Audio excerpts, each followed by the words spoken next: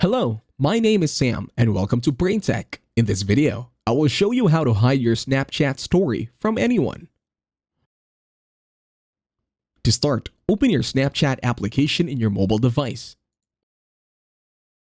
Once on Snapchat, tap on your profile on the upper left. Once you're now in your profile, tap on the gear icon on the upper right, which is Settings. Over at Settings, you'll need to scroll down. On Settings, you will need to search for Privacy Controls, and then look for View My Story. In here, tap on Custom. Over at Custom Privacy, all you have to do this time is to click on any username where you don't want them to view your story over at Snapchat. Just give them a check, and then tap on Block. And that's it. Thank you very much for watching. Please leave a like, share, and subscribe to the channel.